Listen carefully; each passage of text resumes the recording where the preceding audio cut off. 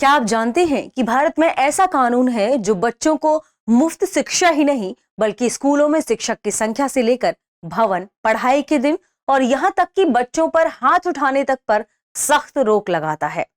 Right of children to free and compulsory education act 2009 सिर्फ पढ़ाई नहीं बल्कि एक सुरक्षित और बराबरी वाला भविष्य तय करने की गारंटी देता है।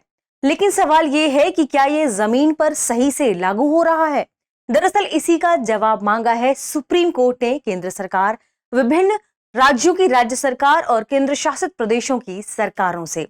आइए जानते हैं कि आखिर क्या है right of children to free and compulsory education act 2009 और भारत में शिक्षा का अधिकार मौलिक अधिकार के रूप में कब शामिल हुआ। आगे बढ़ने से पहले आपके लिए एक महत्वपूर्ण सूचना है। अगर आप घर बैठे यूपीएससी की प्रिपरेशन करना चाहते हैं तो दृष्टि आईएएस लेकर आया है एक बहुत ही शानदार कोर्स जिसका नाम है studio GS foundation live online course. इस कोर्स की सबसे खास बात है कि इसमें यूपीएससी के लिए जरूरी जनरल स्टडीज के सारे विषय, 2 साल की करंट अफेयर्स की क्लासेस का एक्सेस, दृष्टि की मैगजीन्स, प्रिंटेड बुकलेट्स और बेस्ट फैकल्टी, ये सब कुछ मिल रहा है 34,999 रुपए में। और इस फीस को आप ईएमआई यानी इंस्टॉलमेंट में भी भर सकते हैं। और अगर आपको इसमें भी डिस्काउंट चाहिए तो कूपन कोड इस्तेमाल करें गीत कूपन कोड के इस्तेमाल करने से आपको ये कोर्स काफी कम कीमत पर मिलेगा, यानी इसमें आपको डिस्काउंट मिल जाएगा। ये कोर्स हिंदी, इंग्लिश और इंग्लिश तीनों मोड्स में मिलने वाला है। इंग्लिश मींस क्लास होगी हिंदी इंग्लिश मिक्स में और नोट्स मिलेंगे इंग्लिश में। अब सवाल है कहां से खरीद सकते हैं? डिस्क्रिप्शन में लिंक दिया गया है, उस लिंक को आप जैसे क्लिक करेंगे आप पहुंच जाएंगे दृष्टि लर्निंग ऐप के स्टूडियो जीएस फाउंडेशन कोर्स में। वहां एक स्लाइड होगी कूपन कोड वाली, ये कूपन कोड अप्लाई करेंगे तो आपको फीस में डिस्काउंट मिल जाएगा। इसके अलावा आप डायरेक्ट दृष्टि लर्निंग ऐप डाउनलोड करके भी इस कोर्स को खरीद सकते हैं। इसका बेस्ट फीचर क्या है?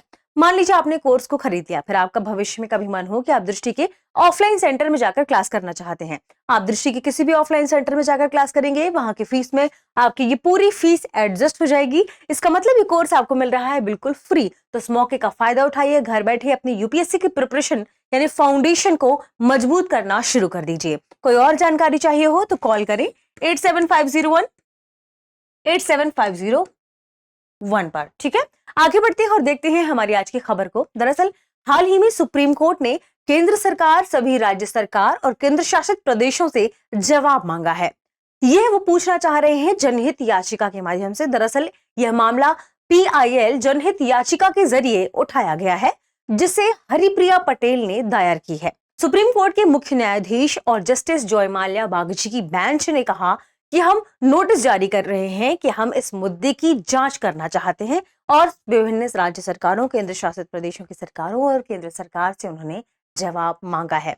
अब सवाल है कि याचिका में क्या मांग की गई थी? दरअसल याचिका में कुछ प्रश्न पूछे गए हैं। सबसे पहले पूछा गया है आरटीई के बारे में, यानी right of children to free and compulsory education act 2009, जिसे शॉर्ट फॉर्म में आरटीई भी कहते हैं। इस कानून को पूरी तरीके से लागू करने की बात कही गई है याचिका में। यानी जब बात करते हैं हम आरटीई कानून के पूरी तरीके से लागू करने की, इसका मतलब इस कानून में क्या कहा गया है? 6 से 14 साल के बच्चों की फ्री और अनिवार्य शिक्षा इसमें शामिल है। इसके अलावा प्राइवेट स्कूलों में 25% सीट गरीब बच्चों के लिए अधिकार आप कह सकते हैं रिजर्व रखने की बात भी इस याचिका में कही गई है। यानी कुल मिलाकर जो आरटीई है उस कानून को पूरे देश भर में सही से पूरी तरह लागू करने की मांग यह याचिका करती है। इसके अलावा इस याचिका में जो दूसरा टर्म है वो क्या पूछा गया है कि जो प्री प्राइमरी शिक्षा है उसे भी पूरी तरीके से लागू किया जाना चाहिए। प्री प्राइमरी शिक्षा का मतलब क्या? मतलब 6 साल से कम उम्र की जो शिक्षा है उसे भी अनिवार्य कर देना चाहिए फ्री और कंपलसरी के तौर पर। इसके अलावा जो तीसरी मांग की गई है याचिका में वो है न्यू एजुकेशन पॉलिसी से संबंधित, यानी न्यू एजुकेशन पॉलिसी 2020 को भी पूरी तरह लागू करने की मांग इस याचिका के माध्यम से की गई है। न्यू एजुकेशन पॉलिसी का मतलब जो फॉर्मूला है, इसमें नया फॉर्मूला है ना 5+3+3+4 का, इसे लागू करने की बात कही गई है इस याचिका में। इसके अलावा बच्चों को 6 क्लास के बाद उसमें इसी में मांग की गई है कि 6 स्टैंडर्ड से स्किल और वोकेशनल ट्रेनिंग भी दी जानी चाहिए, साथ में एआई, कोडिंग, मल्टी लर्निंग भी सिखाना चाहिए। ये इस याचिका में मुख्य मांगे हैं। अब प्रश्न उठता है कि राइट ऑफ चाइल्ड या right of children to free and compulsory education act 2009 है क्या, और भारत में शिक्षा के अधिकार को कैसे बाद में मौलिक अधिकार के रूप में शामिल किया गया, संवैधानिक प्रावधान क्या है, आइए हम इसके बारे में चर्चा कर लेते हैं। मूल भारतीय संविधान में भाग 4 डीपीएसपी, जब हम राज्य के कर्तव्यों की बात करते हैं, डीपीएसपी के अनुच्छेद 45 और अनुच्छेद 39F में राज्य द्वारा वित्त पोषित समान और सुलभ शिक्षा का प्रावधान किया गया है। ये किसमें, ये मूल संविधान में शामिल था। तो डीपीएसपी में 2 आर्टिकल आपको ध्यान रखने हैं। सबसे पहले अनुच्छेद 45 ध्यान रखना है और दूसरा अनुच्छेद 39F ध्यान रखना है। इसमें राज्य द्वारा वित्त पोषित यानी राज्य पैसे खुद प्रोवाइड कराएगा, खुद से, अपने से, जिसके अंतर्गत समान और सुलभ शिक्षा का प्रावधान रखा गया है। इसके अलावा शिक्षा के अधिकार पर पहला आधिकारिक जो दस्तावेज आया था वह वर्ष 1990 में आया था, राममूर्ति समिति की रिपोर्ट के आधार पर। तो यह भी नोट कर लेना है आपको, राममूर्ति समिति ने 1990 में शिक्षा के अधिकार पर पहला आधिकारिक दस्तावेज पेश किया था।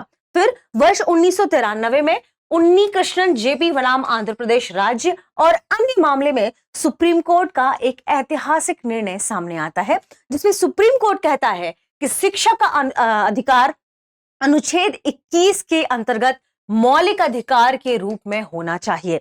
तो शिक्षा का अधिकार अनुच्छेद 21 के अंतर्गत एक मौलिक अधिकार है, यह सुप्रीम कोर्ट ने कहा था। कब, वर्ष 1993 का एक मामला था, उन्नी कृष्णन जेपी बनाम आंध्र प्रदेश राज्य और अन्य मामले में। ध्यान रखिएगा, बहुत हाईलाइटेड है, आप इसे स्टार मार्क कर सकते हैं, नोट कर लीजिएगा।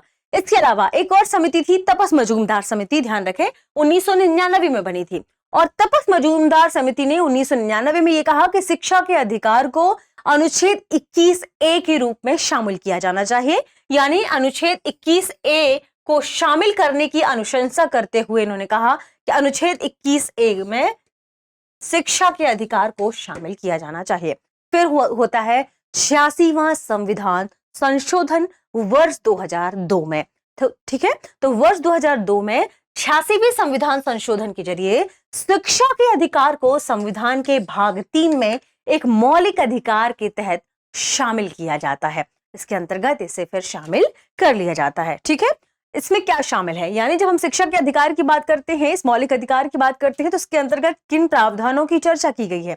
इसके अंतर्गत चर्चा की गई है कि 6 से 14 साल के बच्चों के लिए शिक्षा के अधिकार को एक मौलिक अधिकार मानना चाहिए और इसे बना दिया गया एक मौलिक अधिकार। इसके अलावा इसने एक अनुवर्ती कानून शिक्षा के अधिकार अधिनियम 2009 का भी प्रावधान किया, और शिक्षा के अधिकार अधिनियम 2009 के बाद जो हम शिक्षा की गारंटी की बात करते हैं वो यहीं से निकलकर सामने आता है, शिक्षा के अधिकार अधिनियम 2009 से। तो अब आइए जानते हैं कि शिक्षा का अधिकार अधिनियम 2009 क्या कहता है, इसकी मुख्य विशेषताएं क्या हैं। देखिए, शिक्षा के अधिकार अधिनियम 2009 का मुख्य उद्देश्य है 6 से 14 वर्ष की आयु के सभी बच्चों को प्राथमिक शिक्षा प्रदान करना, यानी जितने भी पूरे भारतवर्ष में 6 से 14 साल के जितने भी बच्चे हैं उन्हें प्राथमिक शिक्षा अनिवार्य रूप से प्रदान करने की बात यहाँ यह कहता है। इसके अलावा इसी अधिनियम की धारा 12(1)(c) में कहा गया है कि जितने भी पूरे भारतवर्ष में गैर अल्पसंख्यक निजी यानी प्राइवेट गैर सहायता प्राप्त स्कूल हैं, वे आर्थिक रूप से कमजोर और वंचित पृष्ठभूमि के बच्चों के लिए प्रवेश स्तर में ग्रेड में कम से कम 25% सीटें आरक्षित करें किनके लिए, गरीब बच्चों के लिए, गैर अल्पसंख्यक निजी और गैर सहायता प्राप्त स्कूलों के लिए यह प्रावधान करने की बात कही गई। ध्यान रखिएगा, धारा 12(1)(c) में यह विद्यालय ना जाने वाले बच्चों के लिए, यानी वो बच्चे जो विद्यालय नहीं जा पाते, जाने वाले बच्चों के लिए एक उपयुक्त आयु से संबंधित कक्षा में भर्ती करने का प्रावधान भी करता है। उपयुक्त आयु से मतलब आयु भी यहाँ पर डिसाइड करनी होगी, देखनी होगी कि बच्चों को जाना है, उन्हें स्कूल भेजना है, इस बात पर ज्यादा फोकस करने की बात इसके अंतर्गत कही गई है। यह केंद्र और राज्य सरकारों के बीच यानी केंद्र और राज्य दोनों के बीच वित्तीय एवं अन्य जिम्मेदारियों को साझा करने के बारे में भी जानकारी देता है। मतलब कभी ये विवाद ना हो कि कितने प्रतिशत क्या वित्तीय, क्या सहायता, क्या देनी है, इन सभी के बारे में प्रावधान करता है क्या, शिक्षा का अधिकार अधिनियम 2009। ठीक है, ध्यान रखिएगा। भारतीय संविधान में शिक्षा समवर्ती सूची का विषय है। समवर्ती सूची का विषय है, इसका मतलब आप बताइए कमेंट सेक्शन में कि इसका मतलब क्या होता है, आप जानते हैं। और केंद्र व राज्य दोनों इस विषय पर कानून बना सकते हैं। समवर्ती सूची का मतलब ही यही है कि ये वे विषय हैं जिनमें केंद्र और राज्य दोनों कानून बना सकते हैं। तो किसी भी तरीके का क्लैश ना हो, इससे बचने के लिए ये शिक्षक के अधिकार अधिनियम 2009 में कुछ प्रावधान कर दिए गए हैं। अब बात कर लेते हैं कि और कौन से प्रावधान इसमें शामिल हैं। तो शिक्षकों को लेकर भी, बुनियादी ढांचे को लेकर भी कुछ प्रावधान इस अधिनियम में किए गए हैं। जैसे यह छात्र शिक्षक अनुपात, ऐसा ना हो कि किसी स्कूल में बहुत ज्यादा शिक्षक छात्र हैं लेकिन शिक्षकों की कमी है, तो शिक्षकों को भी सुनिश्चित करना कि इतने छात्रों में इतने शिक्षक होना चाहिए। यानी छात्र शिक्षक अनुपात, भवन और बुनियादी ढांचा, स्कूल इंफ्रास्ट्रक्चर, ये सबके बारे में प्रावधान करता है यह। और स्कूल कार्य दिवस, यानी शिक्षक पूरे एक साल में कितने दिन स्कूल चला है, ठीक है। इसके अलावा शिक्षकों के लिए कार्यावधि, यानी इतने घंटे तक शिक्षक काम करेंगे, ये इनसे संबंधित मानदंडों और मानकों का भी प्रावधान करता है। तो इस अधिनियम में ये सारी चीजें शामिल, ध्यान रखिएगा। इसके अलावा यह अधिनियम यह भी कहता है कि शिक्षक निम्नलिखित कार्यों के अलावा और कोई भी काम नहीं कर सकते। और कौन से कार्य शिक्षकों के लिए इसमें शामिल किया गया है? इस अधिनियम में गैर शैक्षणिक कार्यों जैसे यानी शिक्षक कौन से गैर शैक्षणिक कार्य कर सकते हैं? केवल स्थानीय जनगणना, जनगणना वाला काम, स्थानीय प्राधिकरण, कोई प्राधिकरण से संबंधित काम है, जैसे चुनाव में ड्यूटी वगैरह लग जाती है तो चुनाव से संबंधित ड्यूटी। इसके अलावा राज्य विधानसभाओं और संसद के चुनावों तथा आपदा राहत के अलावा अन्य कार्यों में शिक्षकों की तैनाती का प्रावधान करता है।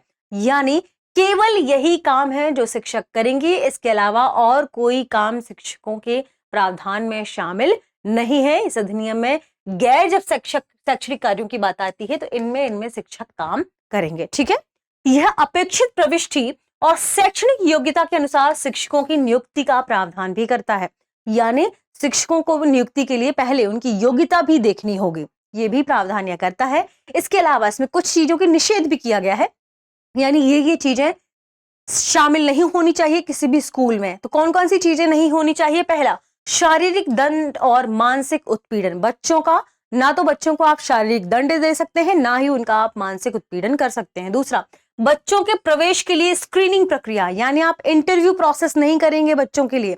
स्क्रीनिंग प्रक्रिया के संदर्भ में यही बात ओपनली निकलकर सामने आती है। इसके अलावा प्रति व्यक्ति शुल्क, यानी आप एडमिशन में व्यक्ति से शुल्क नहीं लेंगे। 6 से 14 साल की जो बच्चों की शिक्षा है वो फ्री है, कंपलसरी है, ठीक है। शिक्षकों द्वारा निजी ट्यूशन, यानी आप जो शिक्षक हैं जो सरकारी स्कूल में पढ़ाते हैं उनके द्वारा निजी ट्यूशन की बात, इस पे भी पाबंदी लगाई गई है। इसके अलावा बिना मान्यता प्राप्त विद्यालय चलाने की अनुमति भी नहीं है। जब तक आपके विद्यालय को मान्यता नहीं है आप विद्यालय को नहीं चला सकते हैं। तो ये कुछ प्रावधान इसके भीतर शामिल किए गए हैं। इसकी कुछ खास विशेषता है जो हमने देखी, बहुत ही इंपॉर्टेंट थी। आगे बढ़ते हैं और देखते हैं हमारी आज के प्रश्न को। प्रश्न है, right of childrens to free and compulsory education act 2009 के तहत निम्नलिखित में से किस पर रोक है? ऑप्शन ए, छात्र शिक्षक अनुपात तय करना। ऑप्शन बी, शिक्षकों की नियुक्ति। ऑप्शन सी, शारीरिक दंड और मानसिक उत्पीड़न। ऑप्शन डी, स्कूल के कार्य दिवस निर्धारित करना। इस प्रश्न का सही जवाब कमेंट सेक्शन में देना ना भूले। मिलते हैं अगले वीडियो में, शुक्रिया।